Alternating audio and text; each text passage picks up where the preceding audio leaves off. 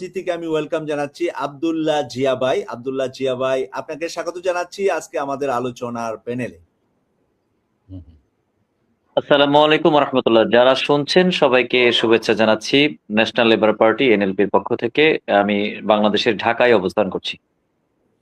জি, আব্দুল্লাহ জিয়া ভাই, এতক্ষণ পর্যন্ত বিবিসির নিউজটা জামাতের আমি ডাক্তার শফিকুর রহমান সম্পর্কে আমি পরে শুনিয়েছি। এখান থেকে যদি আপনার মন্তব্যটা, উনি কতটুকু রাইট করেছেন কতটুকু রং করেছেন, ওনার সম্পর্কে যদি আপনার নিজস্ব একটা কি বলবো অ্যানালাইজ আমাদের সাথে শেয়ার করেন। ডক্টর শফিকুর রহমান রাজপথের পোড় খাওয়া একজন নেতৃত্ব। ইসলামী আন্দোলনের সাথে যুক্ত থাকার পর থেকে তিনি প্রতিটি পর্বে একজন মানুষের যতটা প্রাজ্ঞতা দিয়ে নিজেকে গড়া যায়, আলহামদুলিল্লাহ তিনি ৮০ ভাগ যোগ্যতা অর্জন করেছেন।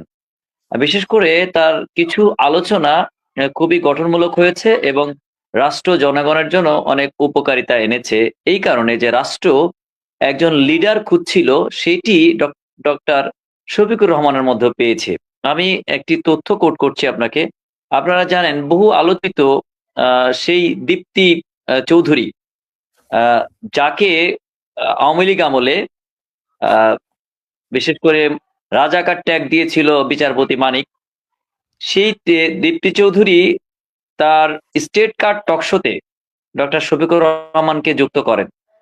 তখন জামাতের আমিরের আমিরের কে যে প্রশ্নগুলি করা হয় সেই প্রশ্নের মোতাবেক তিনি যেভাবে তার যথেচ্ছা যোগ্যতা দেখান, তাতে তখনই মনে হয়েছিল যে যে কারণে জুলাই হলো, যে রেভলিউশনটি হলো, সেই রেভলিউশনের অন্যতম একজন অগ্রনায়ক হিসাবে বা নেপথ্যের এই আন্দোলনের একজন রূপ কারিগর হিসাবে তিনি ভূমিকা রেখেছেন এবং আগামী নেতৃত্বের জন্য তা অনস্বীকার্যভাবে তাকে এদেশের মানুষ কাণ্ডারি হিসাবে দেখবে বলে আমার কাছে মনে হয়েছিল।